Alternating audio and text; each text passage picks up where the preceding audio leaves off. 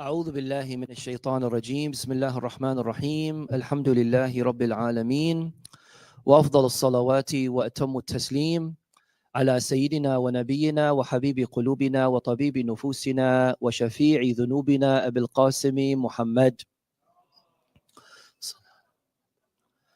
وعلى آل بيته الطيبين الطاهرين المعصومين الذين أذهب الله عنهم الرجس وطهرهم تطهيرا Allahumma salli ala Muhammad wa ali Muhammad. Tonight is the 8th session on the topic of an overview of Nahj-ul-Balaghah, and unfortunately it will be my last, even though I have indeed enjoyed my nights here in Panjatan Society as I always do, and I did try to make sure that I covered the most important aspects of this very valuable, important book.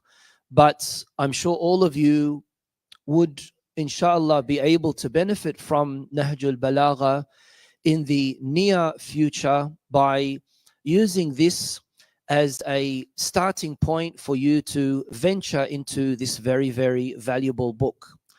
Now, because last week we weren't able to cover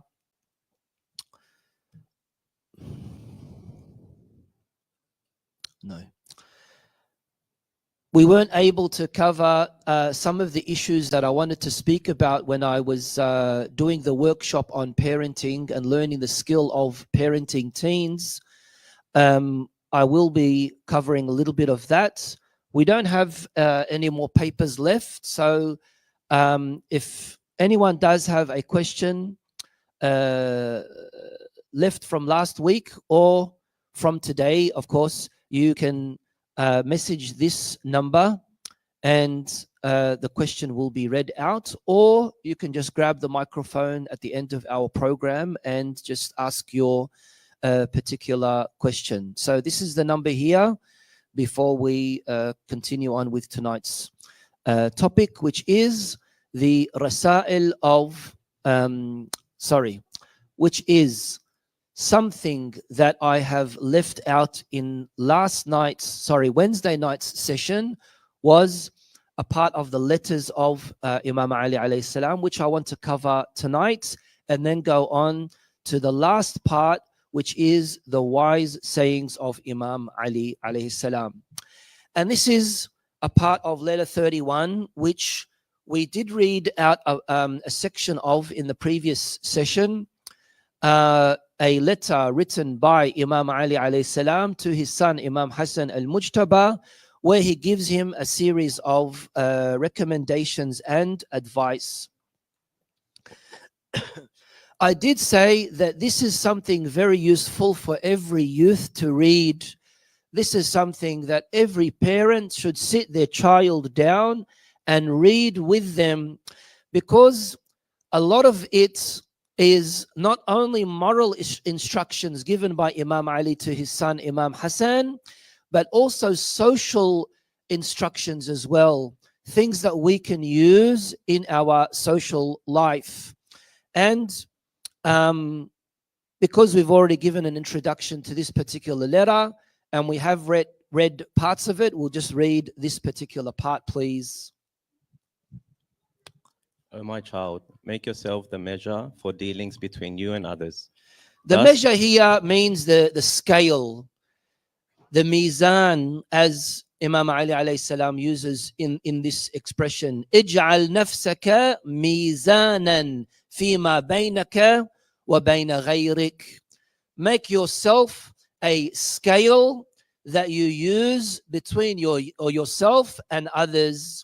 In the scale of you using between yourself and your others are the things that you like for yourself, you should like for others. Other things that you don't like for yourself, you should also not like for others. Carry on. Thus, you should wish for others what you wish for yourself, and hate for others what you hate for yourself. Do not oppress as you do not like to be oppressed. Do good to others as you like good to be done to you. Regard as bad for yourself whatever you regard as bad for others. Accept that from others which you like others to accept from you. Do not talk about what you do not know, even though what you know may be very little. Do not say to others what you do not like to be said to you. Girls, sit down, please. Be informed that self-admiration is contrary to propriety of action and is a calamity for the mind. Therefore, increase your striving and do not become a treasurer for wealth to be inherited by others. When you have been guided on the right path, humble yourself before Allah as much as you can. Thank you very much. I, of course, wasn't able to cover everything that is necessary to be spoken about for Nahj-ul-Balaghah, but this is another marvel of Imam Ali, where he recited irtijalan, which is spontaneously, this particular khutbah when there was a group of people speaking about the merit and virtue of knowledge and memorizing and things like that. And then he just recited this sermon.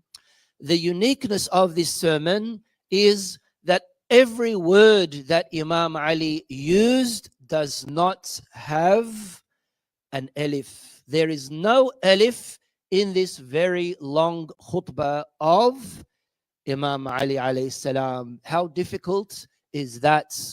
This is a marvel of Imam Ali alayhi salam. Next, another marvel is a khutbah of Imam Ali with no dot, none of the words recited, read out by Imam Ali, irtijalan, again spontaneously. It wasn't something that he had prepared for days or months. No, it was just spontaneous.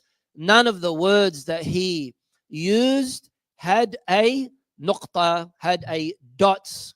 There was no ba, no jim, no kha. As you know, in Arabic, there are a lot of letters that have dots in them. And as you can see here, none of the words have any dots. How difficult is that as well?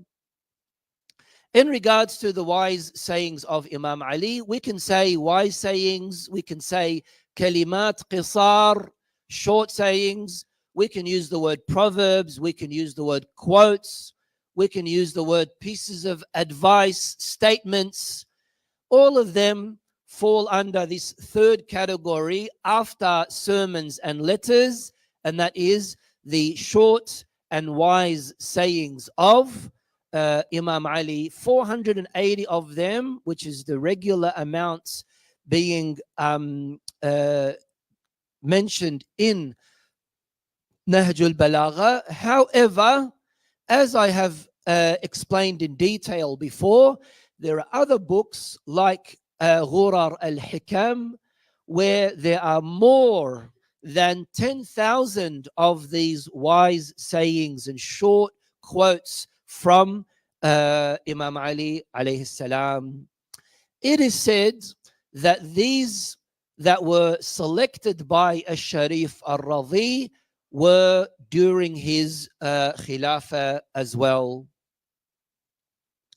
Now, seeing that we're going to be using the word wise saying frequently, there's a verse in the Holy Quran which is very important for us to remember and reflect upon when speaking about wanting to give someone wisdom, wanting to give advice, wanting to guide someone.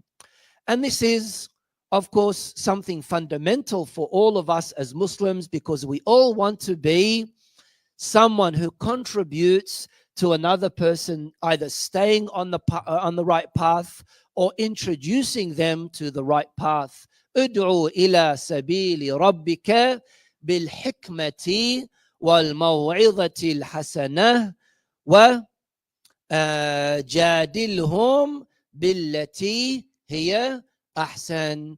And call unto your Lord with wisdom and good advice and fair admonition. Maw'idha means advice, means recommendation. وَجَادِلْهُمْ بِالَّتِي هِيَ أَحْسَنُ, and dispute, engage in dialogue and disputes and even debates, بِالَّتِي هِيَ أَحْسَنُ, in a good way.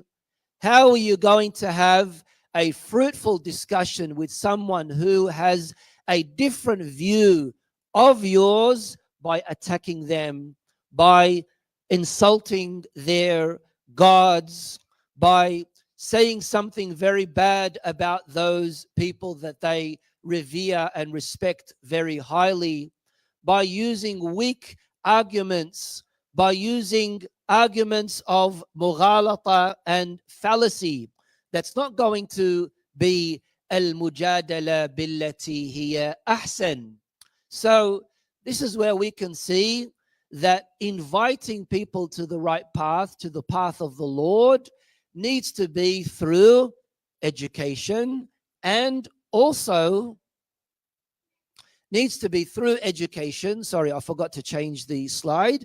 Needs to be through education and also through reflection and reminding of others as well. And that's why from this ayah, we can see why there is a difference between the word hikmah and the word maw'idhah.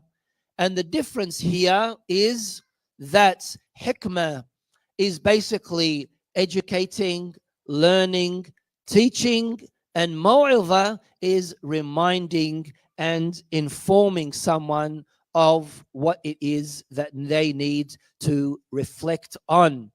Hikmah is about bringing awareness, and maw'idhah is about awakening. Sometimes you know about something and you are well informed of that, but you need to be reminded. You need to awaken yourself from that slumber that you have fell into. There are a few wise sayings that I have chosen. Can I ask the young girls to come and join us, please? Very, very noisy. Girls, hello?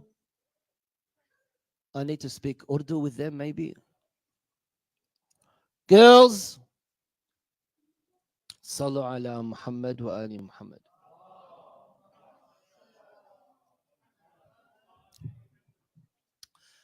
Wise saying number one. So, as I said, there are 480 hikam in Sallu ala Muhammad wa ali Muhammad.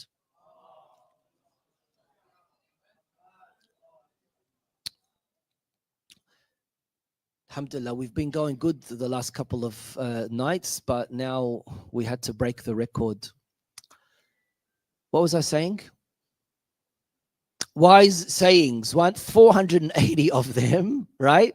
And of course, I'm not going to be able to cover all of them. So I selected a few on different topics. Most of them are very, very popular, very common. Remember what I said in one of the early nights, that it is really important for us to memorize at least some of the sayings of Ahlul Bayt alayhim salam, and how it would empower us, not only in our Arabic vocabulary, but also in us sharing these words of wisdom and such beautiful proverbs with others as well. And that will, of course, give us not only that sense of pride that we are re-quoting something given by Imam Ali, but also it's going to be something that someone really sits down and contemplates on and thinks about, because these are really beautiful kind of statements. Imam Ali in wise saying number one, and it's interesting that Al-Sharif Al-Radhi chose this as the first wise saying, because fitna is really, really dangerous. It is really damaging. It is really scary. Imam Ali says, Kun fil fitnati kabni labun, and be in fitna, when facing fitna, be like a 2-year-old baby camel. Ibn Laboon, Laboon from the word Laban means milk, right? And Ibn Laboon is one of the ages of a camel, because the Arabs have for camels many, many different names and titles based on their age group. And a Ibn Laboon is a 2-year-old camel. Now, this 2-year-old camel is too fragile to be used to ride on, and also too young to be able for them to be milked from as well. And this is why he says, Imam Ali says, لا ظهر فيركب ولا ضرع فيحلب. Be in a fitna like a 2-year-old camel, where it is still too young to be used to ride on, to mount on, and also not strong enough for you not young enough or strong enough, not strong enough to ride on, nor having the ability for you to be able to milk from it.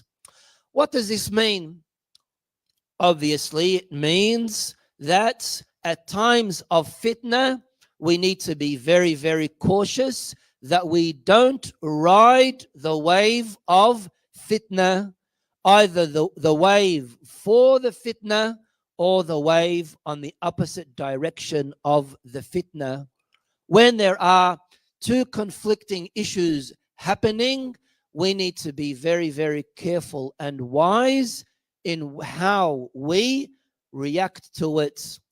Does this mean, and unfortunately this hadith from Imam Ali is used in the wrong context, that it refers to, when it comes to problems and issues, you've got dramas in the society, you've got a bad ruler, there's a lot of fitna happening in the government, stay quiet, go home, close your doors, don't do anything.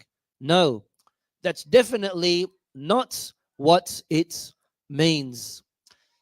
So I'm getting louder and the girls are getting louder. So I don't know what I'm going to do tonight. If we can ask them to come inside here or give them some sleeping pills or something.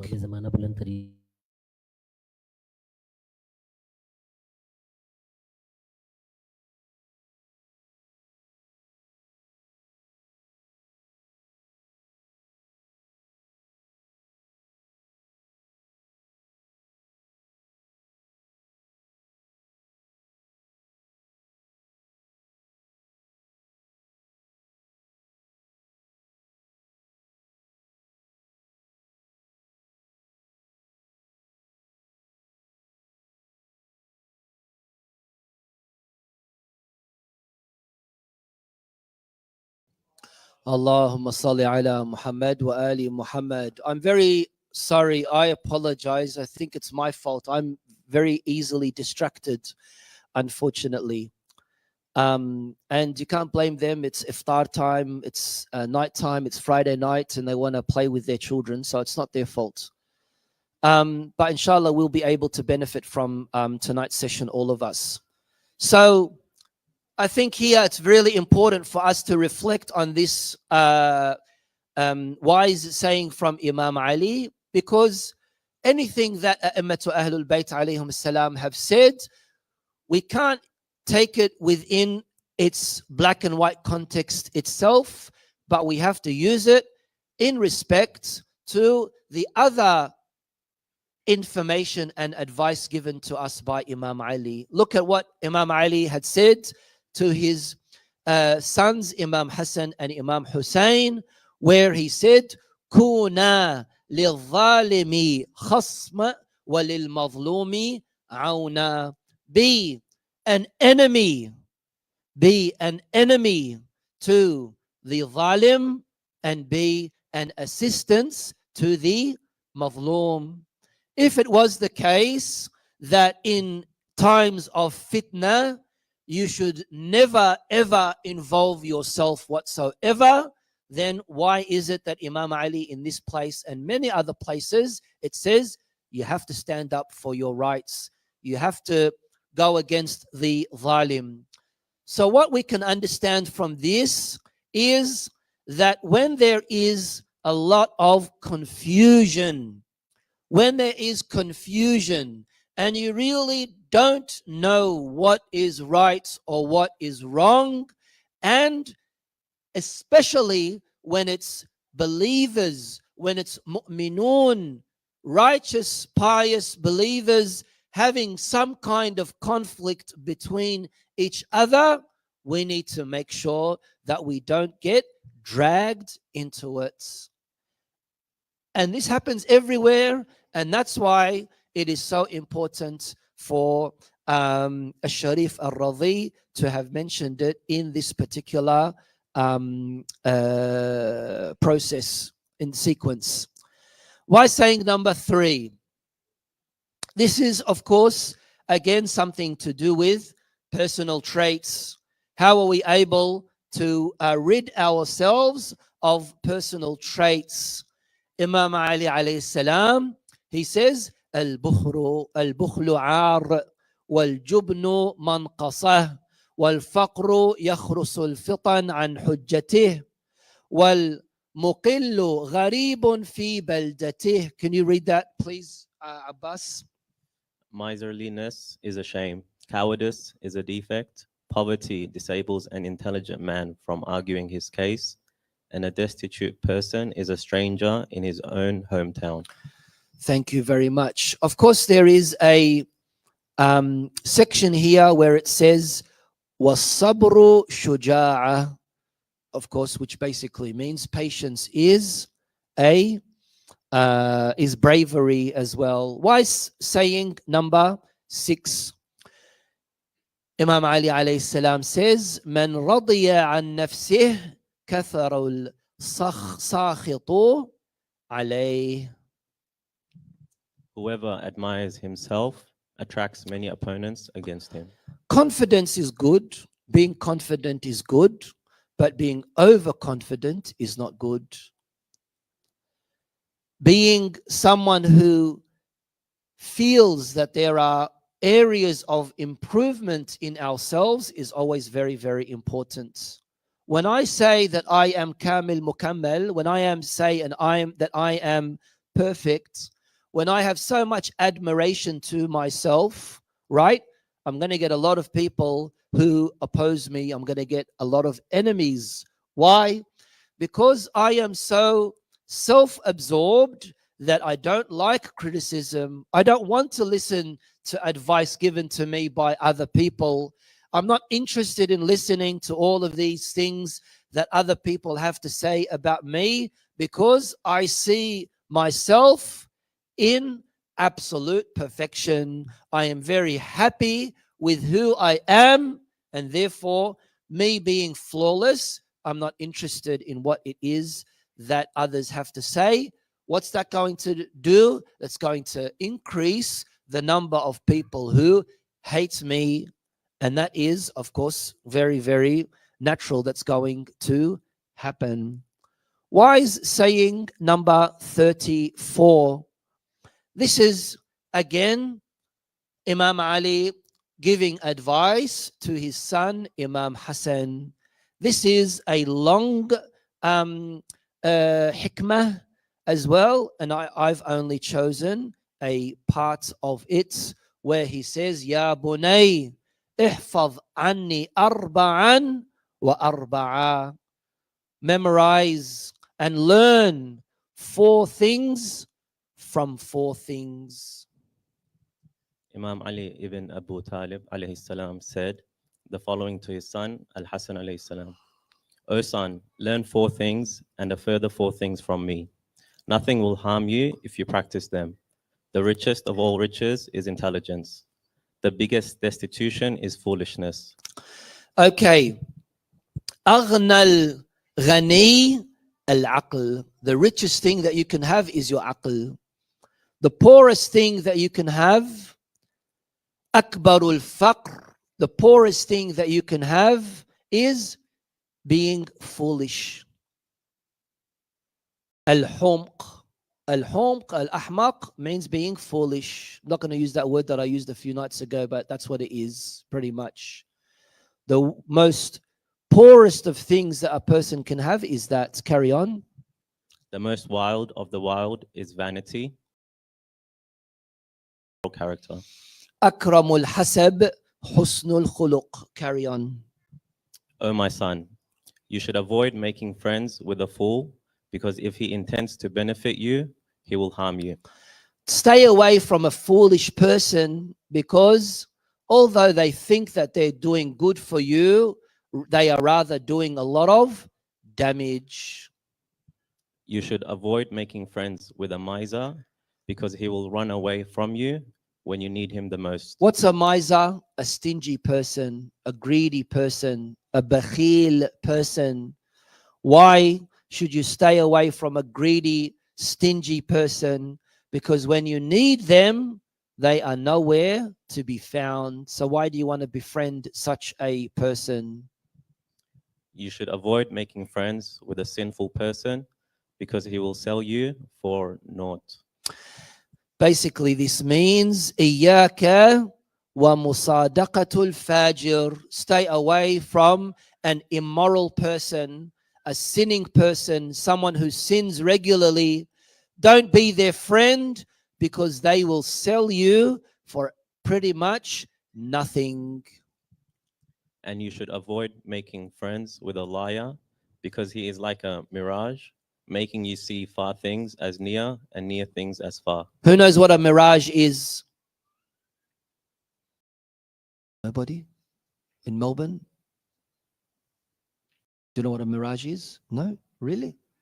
How about you, Wildcats? Do you know what a mirage is?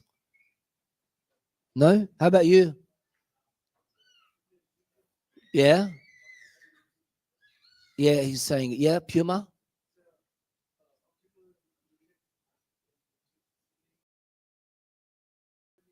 Yeah? Have you seen one? Good. Mirage. Making you see far things as near and near things as far. Next is wise saying number 269, which is, again, Imam Ali is giving his son Imam Hassan advice about friends.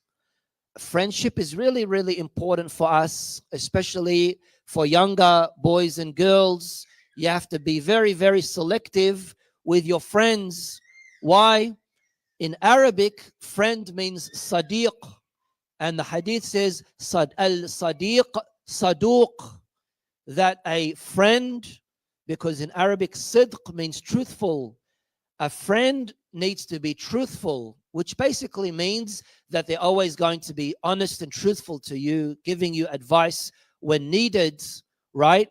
And this is where, unfortunately, in a lot of cases, we can see that some people are not very wise when it comes to their friends. Now, how about in our social interaction when we have, people around us, and we probably have a friend or probably have an enemy? Imam Ali here, he says, أحبب حبيبك هونا. When you have a good relation with someone, don't go all the way, because maybe that friend of yours one day could become an enemy. وَابْغِضْ بَغِيضَكَ هَوْنًا. And your enemy, don't hate your enemy too much, because one day he could become your friend. And this happens very frequently, doesn't it? Where there's someone who you despise for whatever reason, personal reason or whatever, and then after 5 years or after 10 years, all of a sudden they become your good, close friend. And sometimes there's someone who you hate and you've had a fallout with them, and there are many issues that you have with them, and all someone that you really, really, for example, good friends, but now all of a sudden you have a big, very ugly fallout and you break away from them, and they carry all of your secrets that you have confided in them, which is not good. Have love for your friend up to a limit, for it is possible that he may turn into your enemy someday. And hate your enemy up to a limit, for it is possible that he may turn into your friend someday. Imam Ali here is giving us beautiful advice and saying we have to always make sure that we set boundaries for ourselves and for others as well, whether they are friends of us or whether they are our enemies, whoever they may be. And finally, I just randomly selected these 5 sayings from Imam Ali, just to give another taste of what you will hopefully be reading when you go through Nahj-ul-Balaghah, inshallah. The biggest wealth is that one should not have an eye on what others possess. Why do you always look at what others have? Why can't you just be content with what you have? Richness of your heart is the greatest wealth. You could have millions of dollars, all of the wealth, but if you are faqir and poor in your heart, you'll always want more from what is in the hands of others.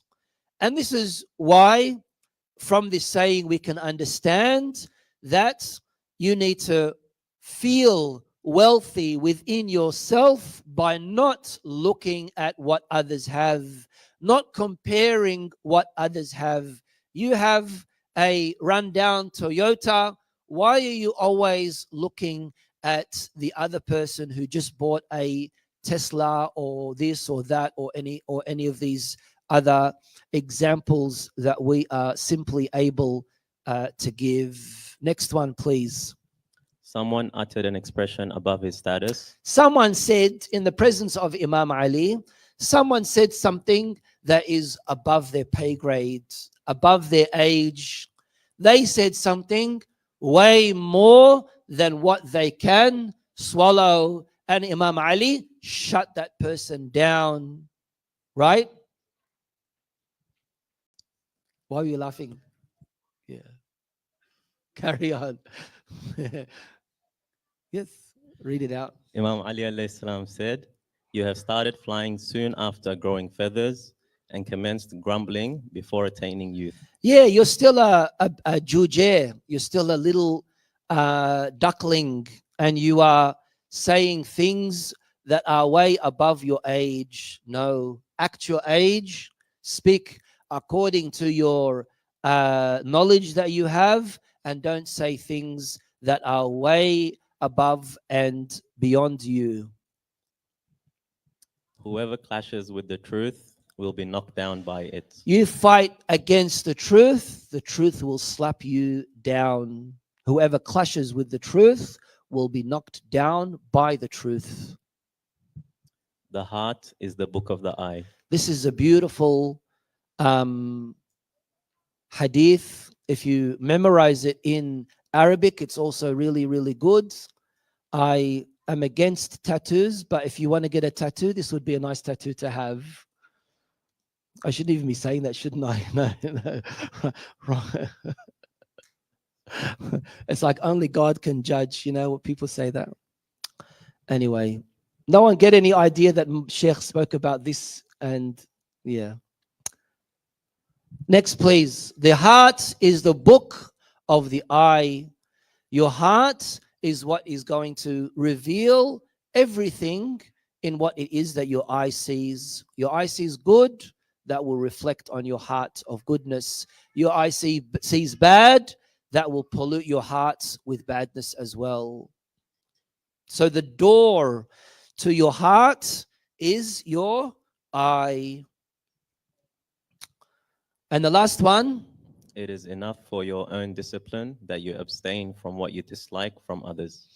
If you want to learn what discipline means, if you want to learn what self-discipline is, it's sufficient, it's enough for you to discipline yourself purely by just staying away from what it is that you dislike others doing to you.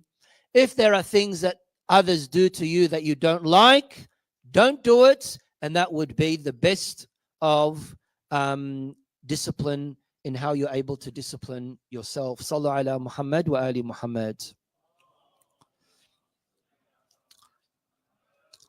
So, Alhamdulillah, we have covered parts of the wise sayings of Imam Ali in Nahj-ul-Balaghah, and inshallah this will, as I said, be an opportunity for all of us to venture into this very important book and read into it as much as we are able to, and also benefit from it, inshallah. There were questions that were asked from last session that I wasn't able to answer, and I'll be doing that now. Anyone who has a comment or a question or something to say, just grab the microphone and you can say it. But the topic that we were speaking about was on parenting and the skill of how to parent children and teenagers. And it is a very, very important topic that we all need to be benefiting and learning from. How can you stay connected to Allah in modern days as teenagers? So this is, of course, where we're able to see that a young teenager, a young boy, a young girl is like a sponge, absorbing everything around him or her. When I was giving the presentation, I spoke about why it is that we need to occupy ourselves with creating a positive Islamic environment around us. And this can only happen if we are more attentive and aware of our duties, that we have a sense of pride in our culture and our heritage, that we make sure that we don't live a double standard life, that we don't live two types of lives, how we are at home and how we are at school or university. That's very, very damaging. It's not good for you. Be who you are, because that's what is going to bring you dignity and self-value and self-respect. In today's modern age, there are many, many challenges, and we are able to easily overcome them if we were to prioritize our religion, if we become God-centric. God-centric means that we centralize Allah in all of our decisions. In everything that we do, we put God first. For example, you're planning to go out today. Where have you put your prayer in your plan? Have you made sure that you have taken care of all the contingencies in making yourself ready for your prayer when it is prayer time, keeping yourself tahir, making sure that you have, for example, a prayer mat and a stone and everything else? All these things that make you know that you are prioritizing your religion before anything else, before everything else. Your daily routine and your choices, your decisions that you make. And this is the best way on how you can stay connected with Allah subhanahu wa ta'ala.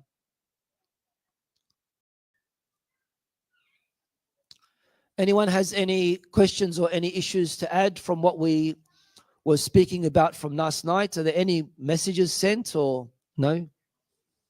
Sorry? Last week, sorry.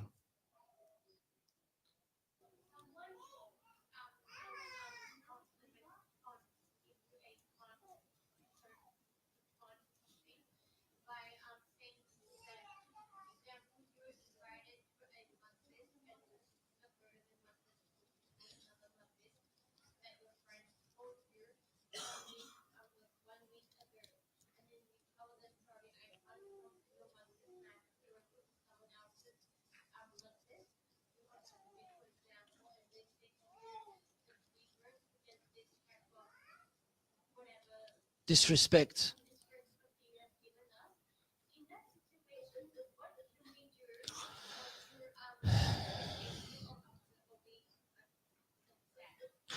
Yeah, so I think this is a very important social issue that unfortunately many of us have to go through when we are invited by someone.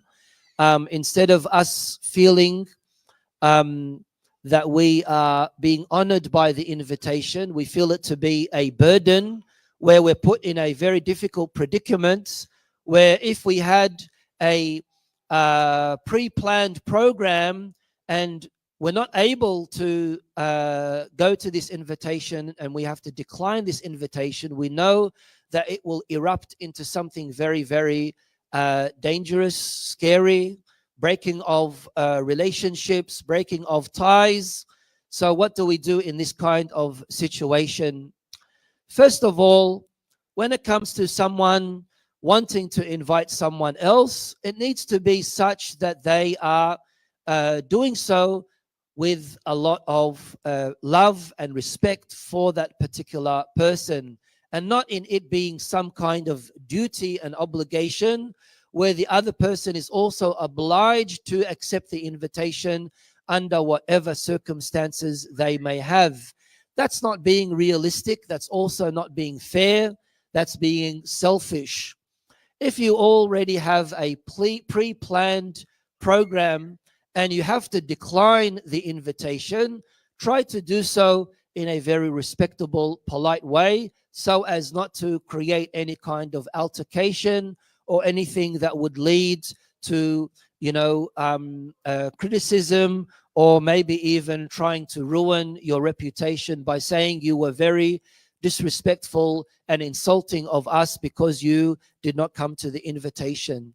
We need to be considerate from both sides, trying to accommodate to those who are around us, either in accepting or in inviting. Sadr is really, really important. I've read all the questions that we have here.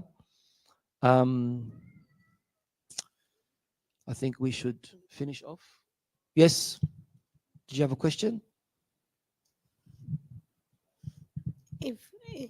If we like if it's not Imam Ali's shahadat, and we like do election when it's the shahadat, what happens if we don't wear black shirt or black anything?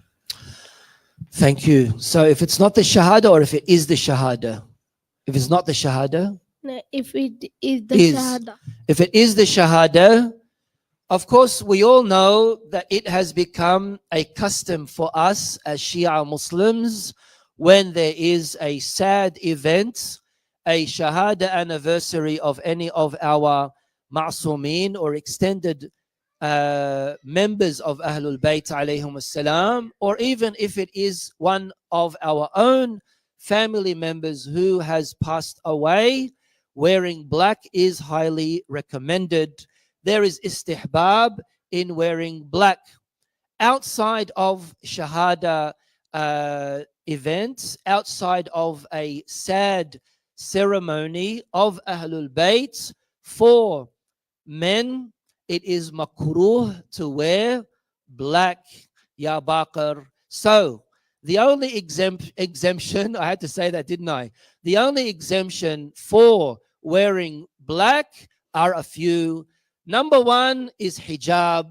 If women choose to wear black as hijab, that is exempted and it is not makruh. Number two, a turban, a imamah, wearing black, it is also exempted from the karahiyah. Number three, a abaya. This is what we call a abaya, abba. That is also exempted from being makruh. And number four is in commemorating, mourning, showing grief to Ahlul Bayt alayhim as-salam. Other than this, our fuqaha say that it is makruh to wear black. So on the day of the shahada, If you don't have black, if you don't have any black clothes, are you doing anything wrong or bad? No. But it's not good to wear, for example, colorful clothes or red clothes or something like that, because socially it might not be accepted. Salam alaikum. Wa alaikum salam. I just have a question that several of the scholars that are, you can say, back home, not living here, have highlighted so many times that the people living outside, they have gone overseas. There is very rare chance for them to survive on the right path, right? Especially after the 2 generations or so. Based on what experience they have, based on their visit overseas, having interaction with the people overseas, right? And having gone through some of the experiences. But what we see here that the ulama living here, they don't much address these things that what we have experienced in a true sense, you can say, up to that severity level that has been, you can say, highlighted by the scholars from our, you can say, parent country. Thank you. So I'm sure you do know that there is a fiqhi matter related to this, and that's called al-ta'arrub ba'd al-hijrah. And basically it means if someone migrates knowing that they are going to lose levels of their faith and probably lose their forthcoming generations in being absorbed with a non-Islamic environment, then that is a major sin. It is haram, and a person must return back to their place of origin. This is the fiqhi ruling that all of our fuqaha have mentioned, al-ta'arrub ba'd al-hijrah. We know, of course, that in most cases, our parents, those of the first generation, chose to migrate to Western countries due to whatever reasons, either it being a place of war or avoiding persecution or some kind of choosing to live a more stable life away from fear, financial issues, and whatnot. However, even with that excuse, which is indeed valid from a fiqhi perspective, it still does not justify a person not being cautious and careful about how their children, their forthcoming generation, will turn out to be. If I am not able to secure a certain level of preserving my child and my grandchildren's religious identity, it is definitely haram for me to stay in this country. This is a taklif, wajib aini taklif, that each and every one of us have. If I am not able to facilitate to creating an environment for my child to adopt and keep his or her Islamic identity, then it will become wajib for me to return back to my country of origin. This, I would say, is always addressed, in my opinion, from what I see. It's always addressed where ulama coming to various countries in the West remind the mu'mineen of their duty of making sure that they tend to the needs and the requirements of their children. With all the distractions that we have with your mortgage, with your work, with other issues and challenges that we have in this society, we always need to remember that our priority needs to be in preserving the identity, the religious Islamic identity of our children.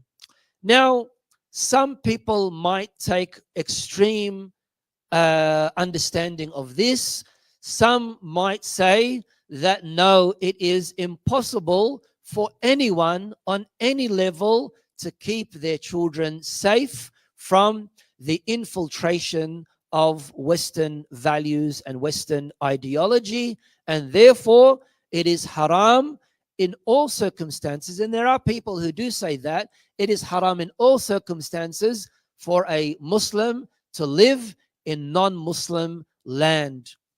My counter argument to that is, are you saying that every single person in your city, your Islamic city that you live in, is 100% religious and pious and righteous? Because if you say yes, that's not the truth. Because even in the holiest of places, unfortunately, we have good examples and we also have bad examples. We have good youth and we also have bad youth. We have good parents and we also have bad parents as well. So the same way as there being challenges in this side of the world, there are also challenges in that side of the world, because we live now in a global village. With this globalization, West has become mixed with the East, and East has become mixed with the West. Those of you who lived here in Australia in the 80s and in the early 90s will remember that there was no Islamic environment in Australia. That outside of, for example, one or two mosques, Shi'i mosques, in all of Australia, we didn't have anything. It was very rare to see, things like hijab or halal places and things like that.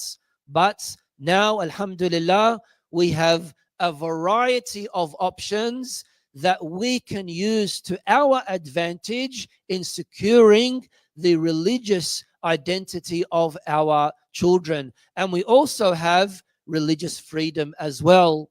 Are there challenges? There are indeed many, many challenges. Are we able to overcome them in learning the correct methods of parenting? Yes, we are. Unfortunately, we are not united as well. It is shameful, isn't it, that in some cities, in some states, there are still struggling to make one Islamic Shi'i school. Whereas when you compare this to, for example, Sunni schools, there are literally tens of them. So many options and varieties, and we're still struggling to create one because of the conflict and the disagreements on what it is that is happening between the different groups, unfortunately. Hopefully I addressed your question.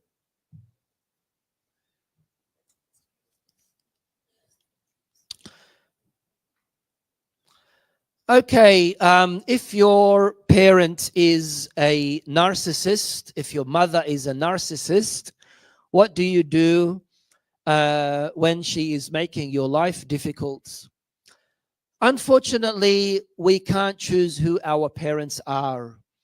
And narcissism is a very large word because, of course, maybe if the father is demanding and having a lot of issues and always, being in control, it might not mean that they are narcissistic. It might mean that they just have a different mindset, that they grew up in a different generation, and that their way of expression is very different to your way of expression.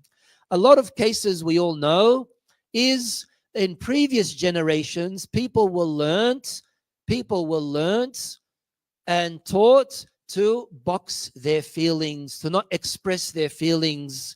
So in a lot of cases, you don't want to be saying things to those, because that will kind of show weakness in your personality. That's very disappointing, isn't it? But that's how they grew up. That's how they lived. Parents, in a lot of cases, lived through a lot of difficulties. Parents in those eras are different to parents of this era. Generations of the past are different to generations of today. Gen Z and Gen X and Gen Y, all these different generations are different.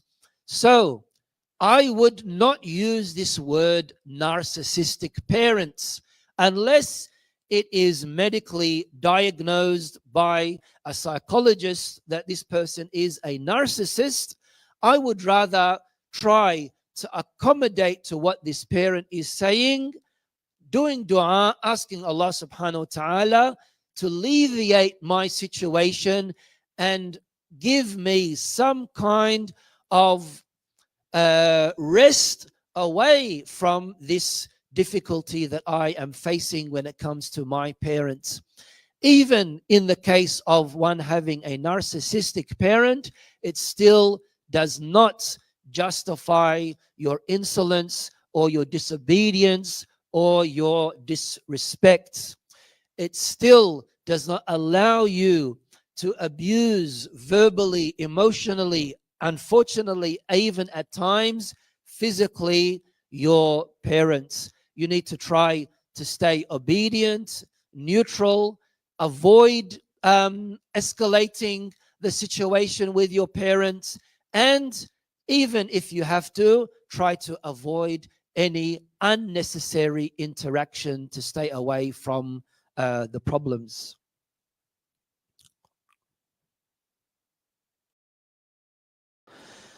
Could you please tell the age of Bibi Khadija at the time of marriage with the Holy Prophet sallallahu alaihi wasallam? I covered this question last night as well. Please, if it's still online, you can go back to last night's lecture, and I spoke about that in detail.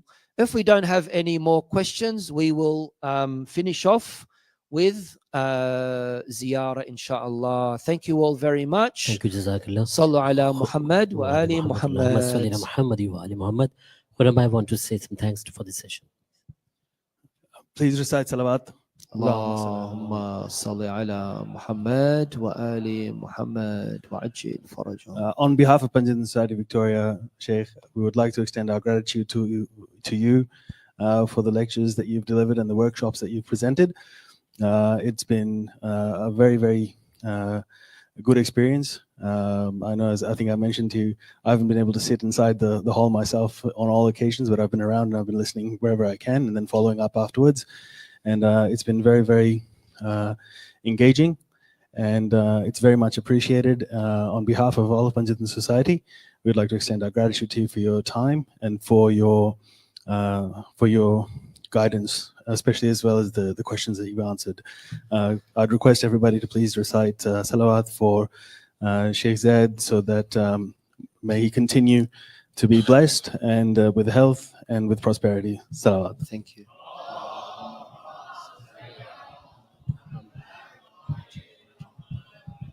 Thank you all very much. Inshallah. اللهم صل على محمد وآل محمد. بسم الله الرحمن الرحيم. السلام عليك يا أبا عبد الله. السلام عليك يا ابن رسول الله. السلام عليك يا ابن أمير المؤمنين. السلام عليك يا ابن فاطمة الزهراء سيدتي نساء العالمين. السلام عليك يا أبا الفضل عباس. السلام عليكم ورحمة الله وبركاته. السلام عليك يا غريب الغرباء. السلام عليك يا معين الضعفاء والفقراء. السلام عليك يا شمس الشموس. السلام عليك يا عنيس النفوس. السلام عليك يا مدفون بأرزتوس. السلطان عربي والعجم وعسيران الكوفة الشام ورحمة الله وبركاته. السلام عليك يا ساهب العصر والضمان. الأمان الأمان على الأمان. السلام عليك يا شريك القرآن. السلام عليك يا مظهر الإيمان. السلام عليك يا إمام الإنس والجان أجل الله تعالى فرجك وسهل الله تعالى مخرجك وظهورك ورحمة الله وبركاته.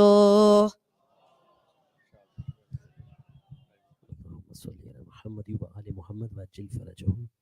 हज़रात उम्मीन कल 7:15 पे कुरान खानी का आगाज़ हो जाएगा, तो आप लोगों से गुजारिश है वक्त की पाबंदी के साथ शिरकत फरमाएं। 7:15 पे कुरान खानी से सिलसिला स्टार्ट हो जाएगा। 7:15 के बाद यानी कुरान खानी के बाद नमाज मगरिबैन, उसके बाद इफ्तार, उसके बाद अमाल और फिर मजलिस होगी। तो आप लोगों से गुजारिश है वक्त की पाबंदी के साथ शिरकत फरमाएं, अपने बच्चों को भी लेकर आएँ ताकि वो कुरान खानी में शरीक हो सके। शुक्रिया।